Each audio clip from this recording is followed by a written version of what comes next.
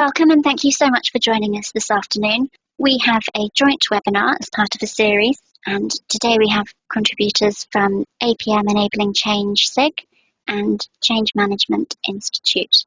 And welcome everybody, thank you for joining us. You'll see there the agenda for this. I'm your sort of host for the day, so I'll just get us kicked off and then hand over to Donna and Harriet. So if I kick off, I'm here in my member of the committee for the APM's Enabling Change SIG. I'll be fielding the questions today and feeding those back to Harriet in the webinar. Job, I work for a maritime consultancy in the UK, with a global consultancy called BMT. I'm the head of project standards in our global project management office. Hi, good afternoon everyone. I'm Donna Unitt. I'm the chair of the Enabling Change SIG with the APM. My day job is as a head of delivery, so mainly project programme and change management. I've been with the SIG for probably about 9 years now, and chair for probably the last 4. Hi everyone, I'm Harriet Taylor and I've been volunteering with the Change Management Institute for the past 6 years.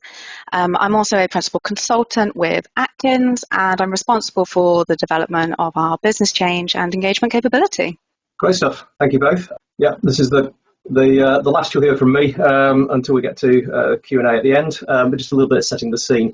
This is the latest in a series of joint webinars with the Association for Project Management and the Change Management Institute. And as you'll have seen from the introductory information, today's topic is all around communications for change management, particularly pertinence and proximity.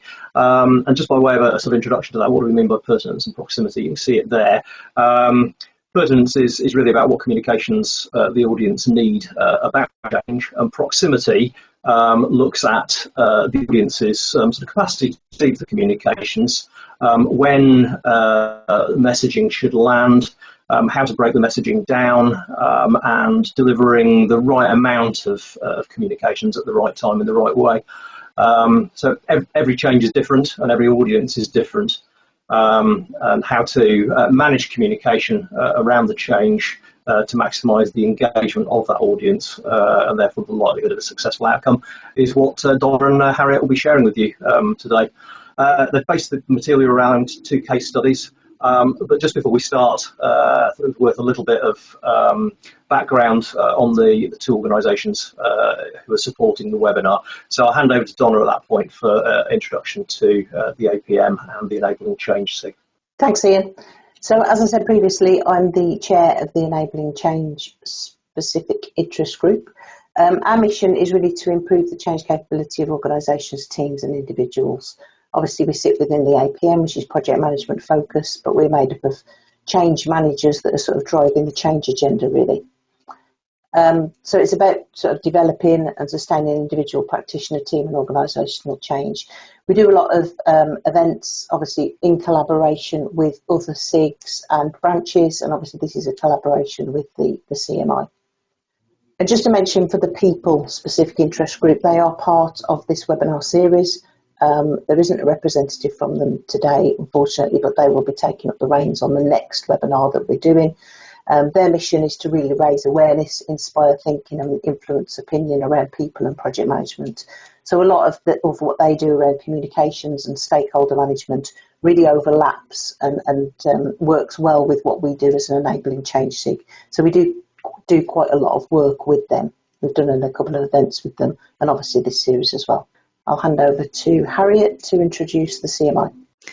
Thanks, Donna.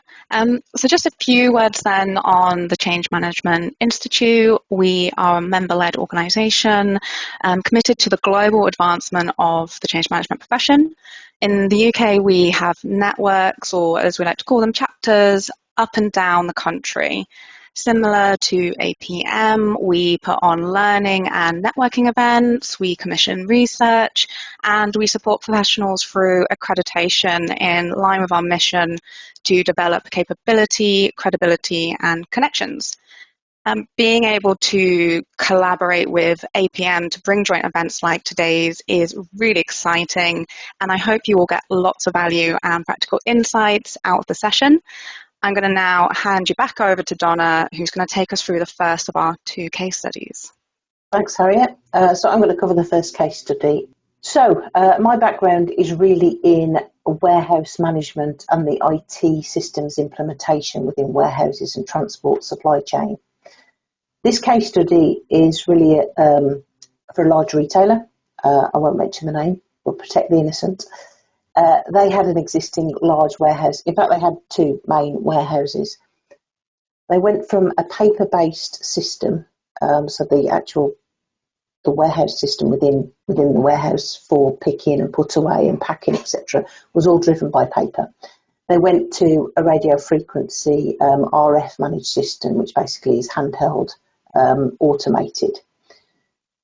They introduced this. It was to a large workforce, so there was a number of people who worked within that warehouse who were brand new to technology, quite a loyal workforce that had been around for a number of years, and the system that we were implementing was replacing a system that they'd had for 10 years. They did have a low number of agency workers, although some sort of agency casual workers within the warehouse as well. There was complexities within this warehouse because it was around a 2-man picking, so that means that some of the items are quite bulky. So white goods, for example, fridges, freezers, washing machines, etc., that involve 2 men actually picking the items. We went live 1 warehouse at a time. As I said, there was 2 warehouses that were part of the project, and the project team were involved in both of those implementations. So that's just to give you some background on what this project was all about. On the next slide, we'll talk about the pertinence. So the way this project was structured, we called it operational readiness, but really it was change management. And the customer invested quite heavily into what they called operational readiness. We first looked at what the team needed. So they needed awareness early and continuous communications of what was going on. The team comprised of a number of shift managers who managed the shifts because they did 3 shifts. First line managers who managed the different areas of the warehouse, and obviously the end users, so the users that were actually going to be using the handheld devices, using the new system to pick and pack and put away the goods. And then also the first line managers would be using sort of terminals, obviously PCs, etc., where they'd see sort of activities and reporting and be able to manage what was happening on their particular shift in their particular area. So they needed that continuous communication. So we set up a communication zone. And this was as you entered the warehouse. So it was basically on boards that you see in exhibitions, for example. And we had a countdown on there of how many days to go, and we constantly refreshed that daily. Someone's job from the project team was actually to go and put the new poster up. It's quite a manual activity, but it worked well because obviously it was visual as you entered the warehouse. We looked at achievements, so what was done in the last 2 weeks and what would we be doing in the next 2 weeks to keep everyone up to speed with where the project was, and any calls to action, so anything that we needed from them and them to do. So it was really good, very visible. People were reading it as they went on to shift.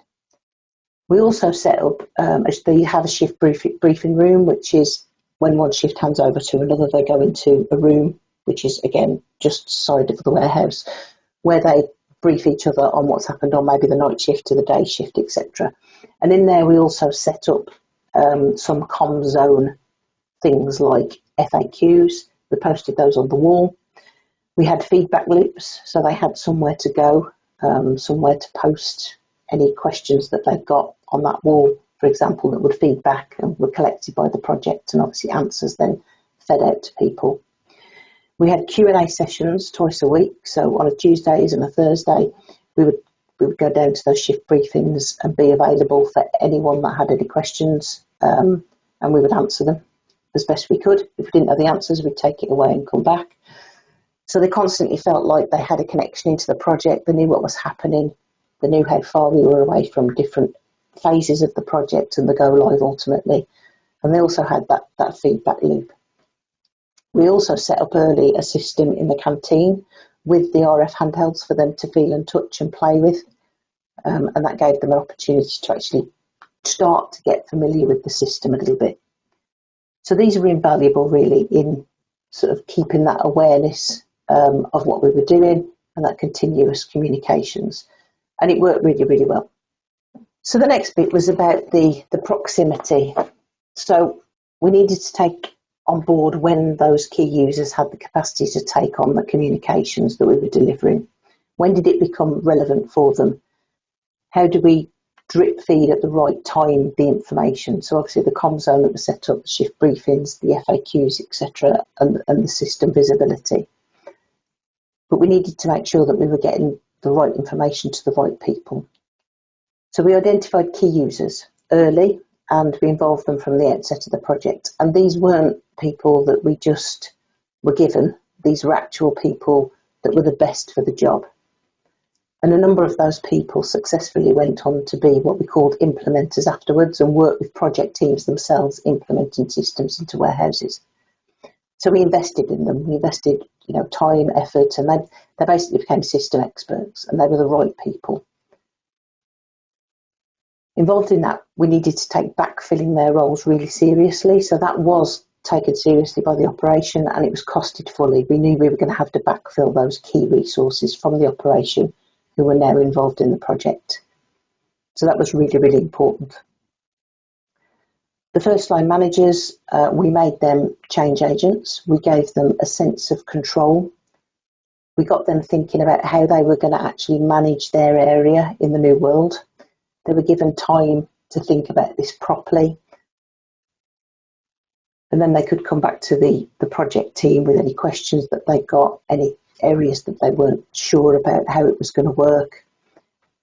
We then got them to present a day in the life. So the picture there with the board of sort of the post-its, etc., the first line managers actually coming back and saying, right, this is how my shift is going to operate and this is how my area is going to work in the new world. And that helped to really create a sense of control and ownership for them. And obviously gave them a link into the project team. If they've got any questions, any issues with how it was going to be, we could iron it out fairly quickly for them during the project phase. It also meant that when training started, those key users and those first line managers had been involved in the testing. They were there to support those end users and then ultimately to support the operation. So that's just going into some of the detail that we went through to make this as successful as we could. As I said, this was across 2 warehouses.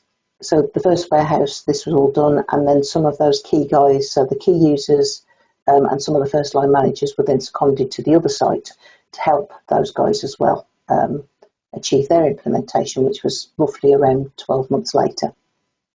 So that's just giving you a flavour of that sort of implementation really into a warehouse from my perspective.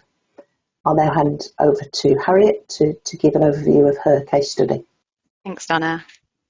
So in the next 10 minutes, I'm going to share a second case study, which also looks at the role of proximity and pertinence when communicating.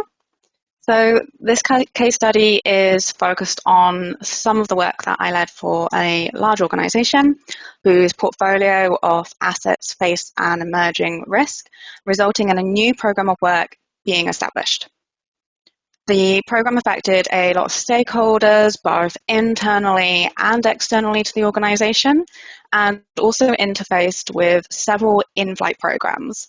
So as far as changes go, this one impacted a lot of areas in a lot of different ways. So definitely lots and lots of stuff to be kind of going at here. This scenario is probably quite familiar to many of you, so some of the main challenges that I really wanted to draw out were the high levels of uncertainty around if and when the risk would become an issue. Despite the uncertainty, we did know that we needed to act and have our mitigations developed and in place before that risk materialised. This meant convincing the business to give us resources for something that may or may not happen. And that leads into the second challenge that we faced around high decision-making thresholds. So what do I mean by this?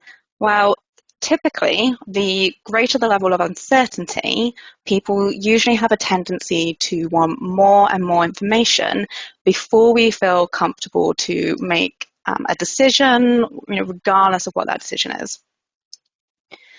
As a program team, we really needed to help our business leaders get the right balance between decision-making speed and accuracy so that we could keep things moving forward despite the highly uncertain context that we'd found ourselves in. Now, if you've ever been on the receiving end of this scenario, and it might be at work or it might be in a personal life, then you'll know it can feel really uncomfortable and evoke all kinds of emotions and responses if you're not careful. So we really needed to tread lightly in this particular program and environment.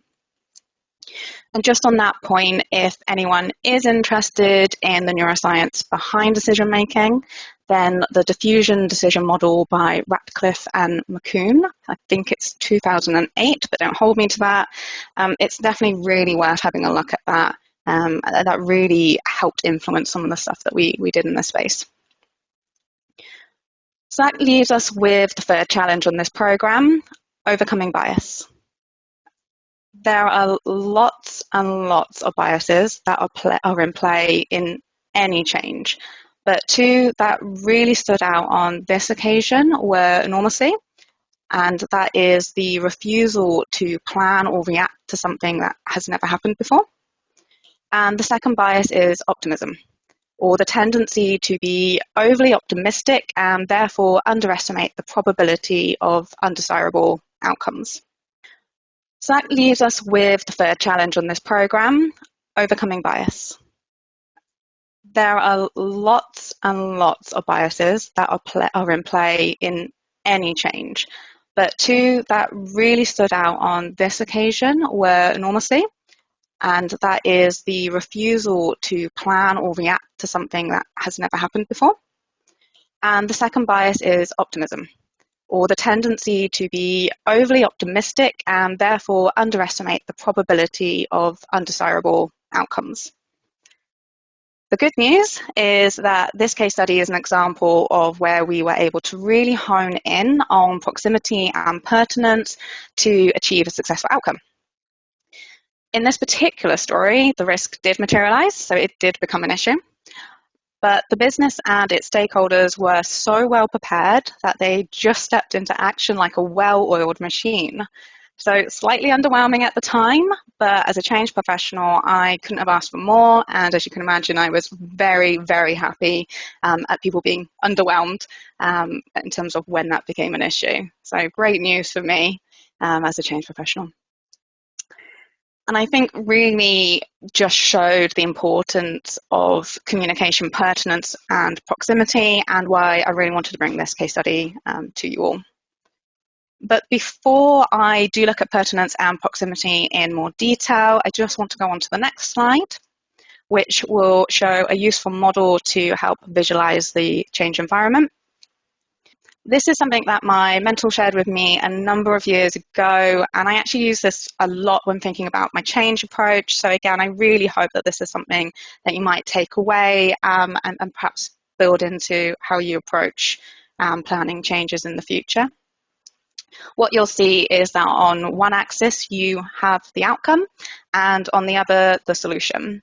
So what I've just taken you through is essentially that top left box, or as I call it, the voyage. You can see the guy kind of looking out into the horizon. And this was because as a program, we knew what outcome we needed to achieve, but we didn't know how to achieve it. There were multiple routes we could have taken, and there were lots of what we call decision milestones that we needed to make along the way if we were going to achieve our end goal of mitigating and ultimately preparing the business around this identified risk. I wasn't planning to necessarily go through all the other quadrants on this model, but you can see we've got the paint by numbers, you've got the fishing trip, and you've got the fog. Somewhere that I think we have all been, and the key to that one is we just want to get out of that one as quickly as possible. So either getting to know that outcome or getting to know that solution. So a really, really good model. And if anyone is interested in talking more about this, then feel free to either reach out to today's chat and let me know, or alternatively, you can connect with me through LinkedIn, and I'd be happy to talk more about this model and how that can help with your change planning. So moving on to my final slide, let's take a closer look at pertinence and proximity. So as you can imagine, there was already a lot going on in this organisation before this programme even emerged. Because of challenges we had around uncertainty, often the programme team were actually only a few steps ahead of the rest of our stakeholders. So it could become really difficult at times to kind of stay ahead of that communications. And we quickly found ourselves dealing with those well-known challenges that you get on programs associated with information overload, conflicting messages, and we even had a trade-off between being potentially seen as scaremongering by some people in the business and by others not doing enough. So a really tricky place to be when you're trying to work on a program that is evolving and emerging. It also didn't help that at the same time we entered COVID and we were trying to move over to Microsoft Teams. So there was a lot of business messages doing the rounds and an awful lot of additional noise that people were having to work through. So they were trying to figure out what was important, what did it mean for them, not just on one front, but on lots of fronts. And that included the people who were on the programs, those people who were only a few steps ahead and trying to give that clarity and direction to others. So it really was a period where there was just lots of stuff going on, and we really needed to be careful about how we communicated. For our program, having someone dedicated to really thinking about how and when we communicated was just essential, not only for our own sanity, but it meant that we were able to really look at the challenges we were facing and build an approach that worked for our stakeholders. And anyone who's worked with me will know that one of the first things I do on a new change program is to make sure that a stakeholder and communication strategy is in place. It's something really simple, but setting out really clear objectives around why you're engaging others and why they would want to engage with you, it pays off dividends in the long run. It really helps with enabling that space for discussions to happen, and it also helps creating that alignment within your team and with your leadership. So highly recommend having a look at something like that when you start.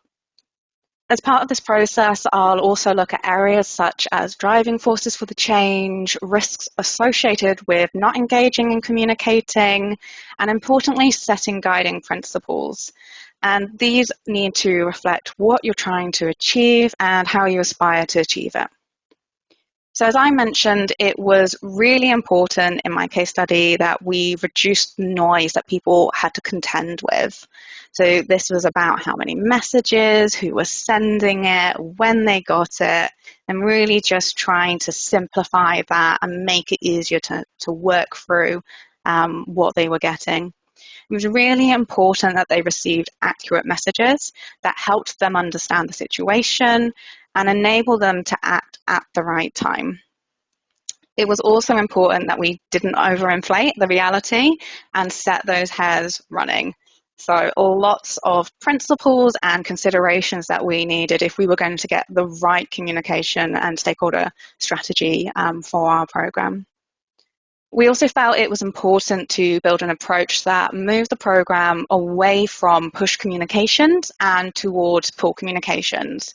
So this was about ensuring that people could access information when they needed it in a format that worked for them and that they knew this wasn't out of date. So it was just about giving them the power and reassurance that they could take that information when they needed it, and different people wanted different types of information at different times. In terms of what this looked like, we created items such as animations and support packs. These were designed in a way that meant they didn't need lots of maintenance. So again, really important that we freed up the effort and capacity of those working on the program, so they weren't being overwhelmed by the amount of information that people were asking them for. And these mainly focused on building awareness of the risk and building that consistent level of understanding around it. So these across all the different stakeholder groups. So we had a nice even playing field to just keep layering that communication on. We also had a host of items such as frequently asked questions and briefing packs. And they were designed to be a little bit more of supporting aid for other people in different roles across the organisation. And it just offered that ability to pick and mix content to support their specific communication needs. So, for example, we looked at organising content by subject area or specific topics, and we tried to, for presentation slides, make sure a single slide had enough information but could be easily understood in or out of context. So again, people could lift and shift the bits that they needed. So something that worked really, really well, and I think just empowered a lot of people to become the senders or the communicators themselves, and feel confident that they have the right information and knowledge to do so. These items did require a little bit more management, but because we did a centralized approach, so we just stored them and managed them centrally, this meant that people could access them when they wanted, they knew the information was accurate, and really importantly, at that point around, they were able to deliver messaging that met their specific needs. So finally, one of our principles was integrated delivery of communications. We worked with existing team leads, subject matter experts, and communication leads to embed communications in their current channels. So again, really making sure that this change was integrated, it wasn't disruptive, and it was really, really important to us that we weren't introducing a new change just around how people got their information. So really trying to work with people. So rather than asking people to come to us, we went to them. It was about fitting into their agendas and just giving them that opportunity to tell us what they wanted to hear about and how.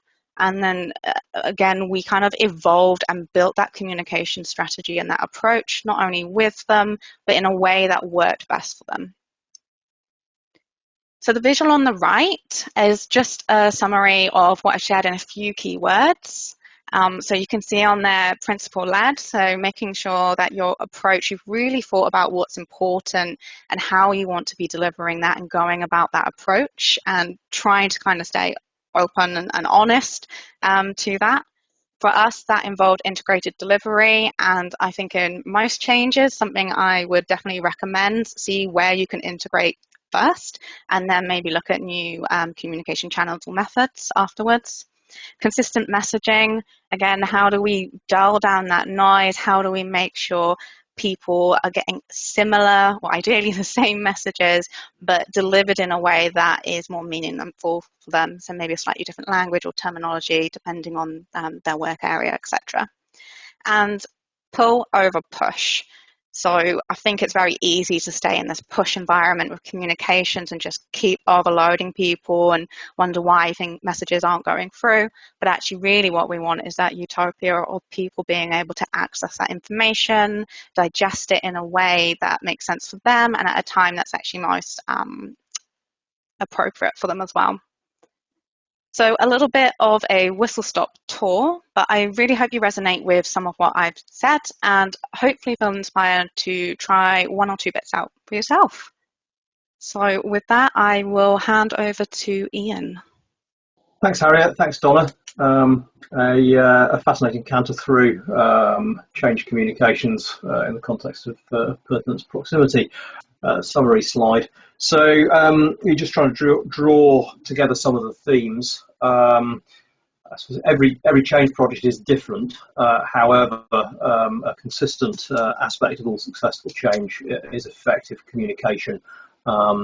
because that communication is the way to engage the audience, and if the audience are engaged, it makes a significant increase in the chance of success.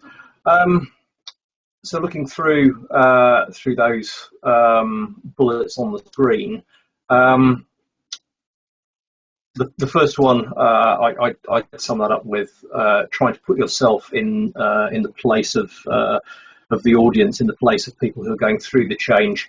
As a leader of the change, it's going to be your primary focus and priority. But for other people that are involved, for the audience, for the comms, it's competing with other things that they've got going on. So it's important to understand their perspective when you're planning the communications and designing, that you understand how those will land. I think both Donna and Harriet spoke about different comms channels. We all respond differently to different types of media, different forms of communication. So certainly what I picked out from both of those case studies was different media, different ways of engaging with the communications around the change. And another strong theme that came out was consistency of messaging, either across the time frame of the change or through the hierarchy of the business, so that I think Harriet used the term of reducing the noise, so making sure that people are hearing a consistent message and sort of coherent communications. Change is easier in small steps. The second bullet, a phrase I like in that context, bite-sized chunks, evolving the message as the change is progressing, making sure it's relevant to what's going on at the time, but within that broader consistency. And I like the last one, don't assume people get it. The phrase that makes me think of was something a manager of mine many years ago referred to as the illusion of communication, and that I think talks back to Harriet's push versus pull. If a lot of communication is pushed, that doesn't necessarily mean it's been received or understood. Simply posting information on an intranet or sending out emails doesn't necessarily mean you've engaged your audience. Anyway, that was what came out of the two case studies for me. Now perhaps we can move on to the questions and answers. Maya, if you can just flip us on to the next slide. And the first question is for Harriet. Would it be possible to know the volume of users affected by the initiative that you were telling us about, I think, to give an idea of the scale of the change within the organisation? Yeah, sure. So I've just popped an answer. Hopefully it comes through in the chat. But essentially, we had a program team of around about 200 people, possibly a little bit more over the course of the 2 years. And it did affect several divisions within the organisation. So outside of that, program or people actually working on this particular effort, it affected an awful lot of people within the organisation. And we also had an element of affected external people, so people from government, community bodies, things like that as well. So we're talking about a fairly impactful piece of work here.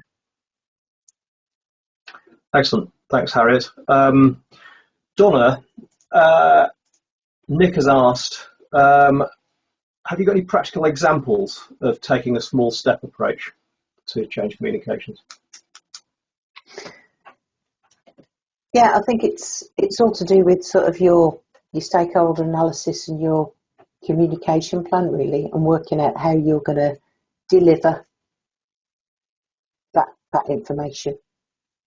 Okay. I think that's the basic answer. I mean, what we did on the warehouse project was really try and hit different people with different messages and different types of messages, like the countdown piece, the sort of bullet points of what we did the last 2 weeks, what we're going to do the next 2 weeks. Just try and remain consistent, honest, and keep it drip feeding it sort of small incremental information, so that gradually they would get a full picture of what was going on, and they'd be fully briefed.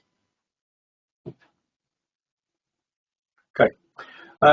Julia has asked, how do you communicate continued uncertainty where there's nothing to say because nothing has happened and no decision's been made? I think we've all been there, haven't we? So do you want to kick off on that one, Harriet? I mean, it is very difficult, so I appreciate might be making it sound simpler than it is. I think for me, this uncertainty piece comes back to what decisions can you make and when. So this is a really great program that I use to talk to a lot of people about essentially exactly that, because for us it was about identifying those forks in the road, if that helps as an analogy. So we moved to, instead of milestones, as in deliverable milestones, it was decision milestones. So how could we go back to the business, mainly the leadership, so that they could help articulate that back, but even communicate with a number of other people and say, look, this is the next decision point. So you'll get more information. We might not have the answers at this point. It might be that leads us to another fork in the road. But you're going through each of these decision milestones to essentially get to a point where you're creating more and more certainty and moving through that change. And it is really uncomfortable to begin with, but slowly you get more people on side. They start to see the benefit of actually you are being authentic in your communication. You're trying to give people certainty. You're trying to help them understand what could happen. And it's just that sometimes you don't have all the answers.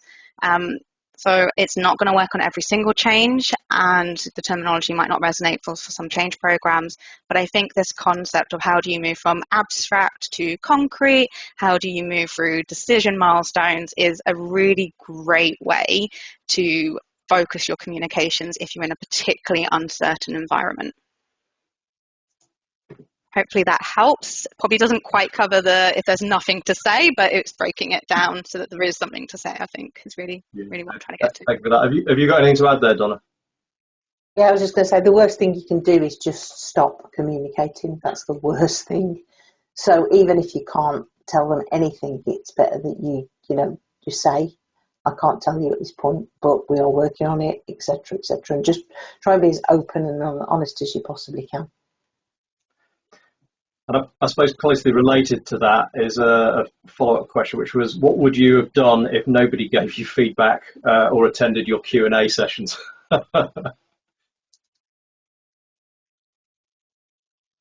Yeah. Does the same apply? Have you got anything to add?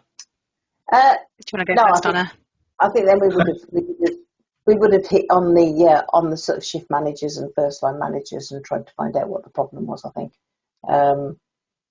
Yeah, and I'm not saying it was all sort of, they vocalised and were party to it when we first started those sessions.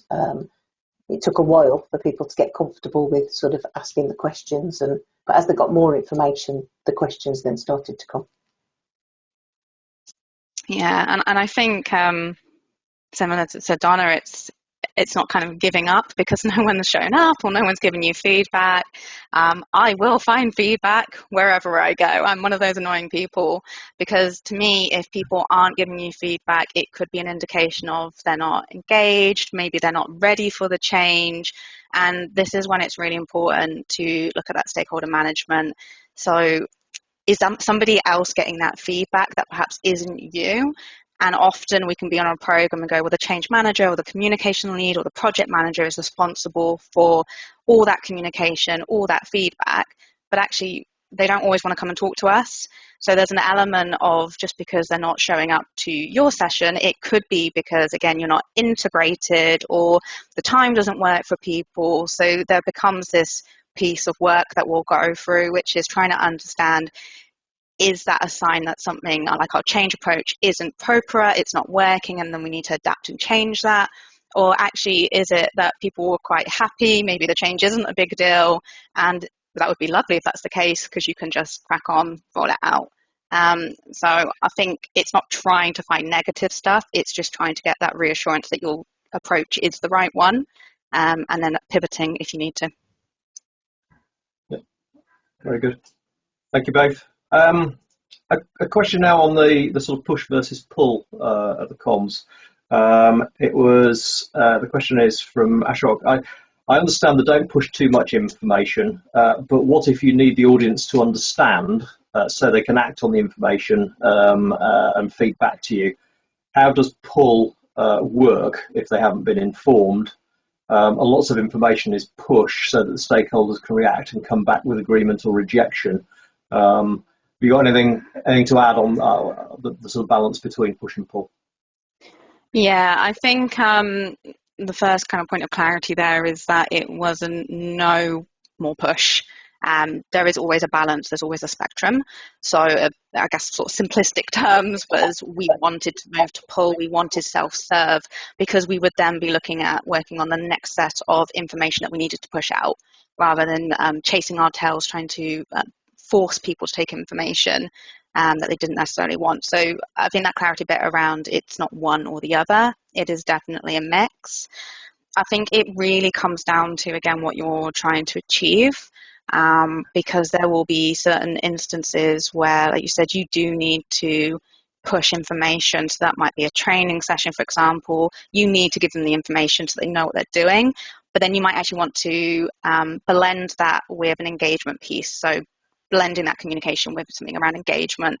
So have they got the safe space to take that knowledge and check they've got the ability to do it?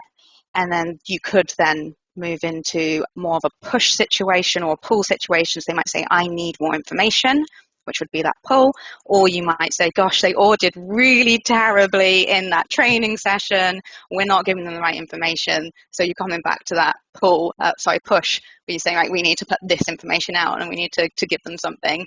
So it really is a journey of just trying to figure out, what are people telling you? What's the environment? What are you actually trying to achieve by what you're doing? So not a black and white answer, I'm afraid, but I don't think I've ever given someone a black and white answer. Well, I think it's back to the every change is different, isn't it? So yeah, I don't think there is a black and white answer or a single template which fits. When Donna, I was conscious in the same vein that you were talking about the mix between sort of posters and information that was in people's faces as they turned up on shift, but combining that with interaction, Q&A sessions, that sort of stuff. Are you able to add anything on how you manage the balance between the two? Yeah, I think it was just important for us to sort of do those Q&A sessions to give people an opportunity to ask us, the project team, questions, rather than, if they had directed through their line managers or grumblings or whatever. Or I think that was important, and that did take a while to build up that rapport with the guys on the shop floor. It was also important what we did about the system sort of, overview and the handhelds sort of in the canteen. That sparked quite a lot of conversation. People from the project team were having lunch, people were coming in, sort of playing with the devices, and then, they'd go up to them and say, what do you think? How are you feeling about, the new system coming in, and sort of engage in that way as well. So it was all about building relationships as well, to try and, break down barriers. Yeah, great, thanks. A question from Julia, and this I think relates to one of your points, Donna, which was around backfill. And Julia's comment is that she found that the business areas are reluctant to give their good staff to the change project, even if they are backfilled. So you either get nobody or you get the problem people. So how do you overcome that? Yeah, and that's happened to me, and I'm sure many others on a number of occasions. You're given the sort of deadwood. I think as part of the operational readiness, this was taken sort of really seriously, and it was also a way of identifying some shining stars within that warehouse. Some of the guys who were just, maybe more switched on, could progressed further than sort of warehouse operatives. They really wanted to get on, and they were keen. They were keen to get involved in the project. They were keen to drive it forward. It was all about their success, and then them moving on to support the other warehouse. And ultimately, most of those guys became implementers. So it was sold as a sort of career progression for those people as well. So that was how it was positioned. Okay, yeah, great, thank you. A question from Henry. This is to both of you, but maybe go to Harriet first. How would you communicate in a way which is effective for those who are neurodiverse and may receive information differently?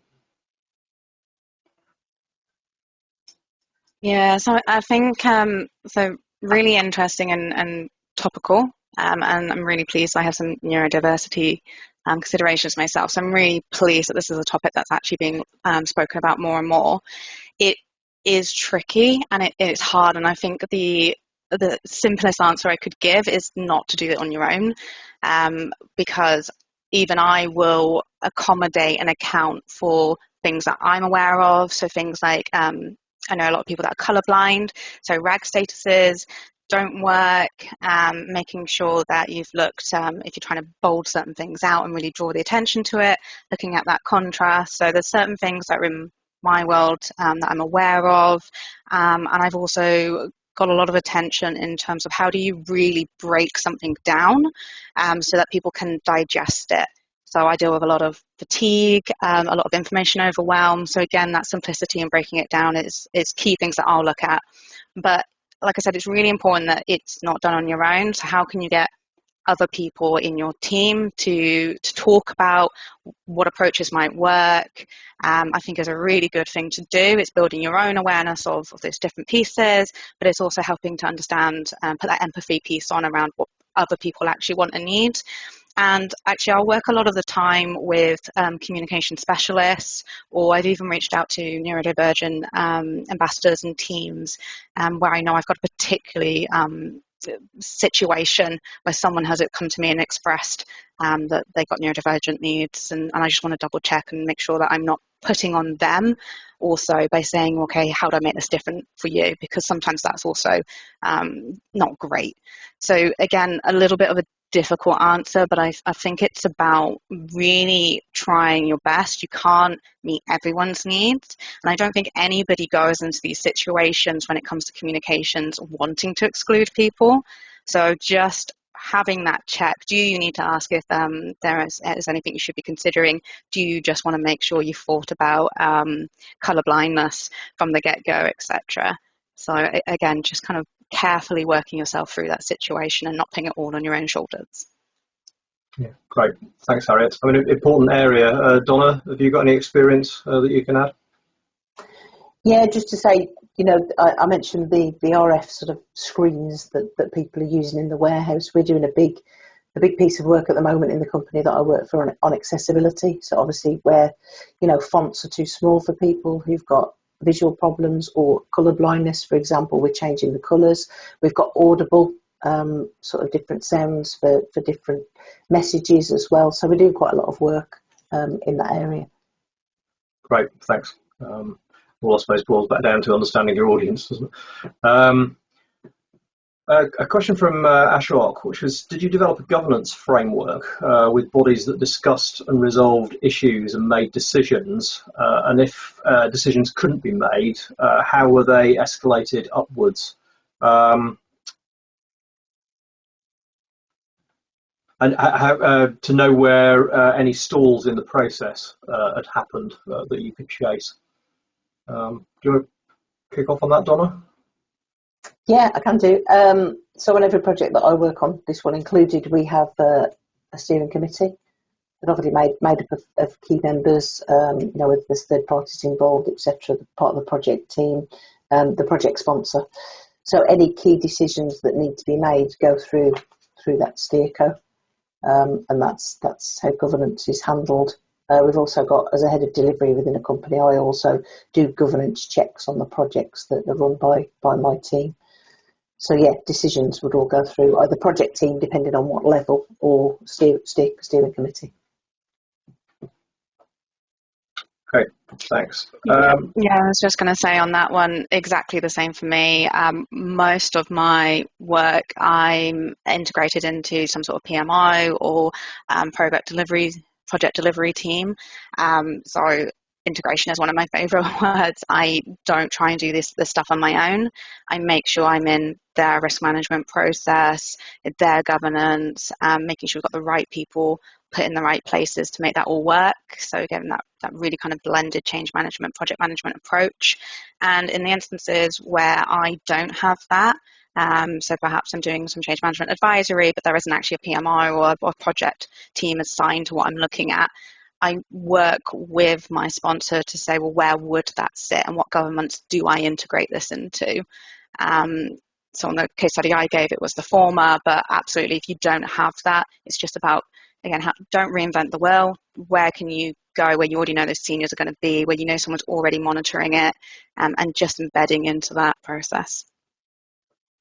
Okay, great. Thank you, Harriet. Conscious of the time, I'm afraid we haven't got to all your questions. They sort of came in thick and fast during the Q&A period. So as I mentioned up front, this is one in a series of webinars collaboratively delivered by the CMI and APM.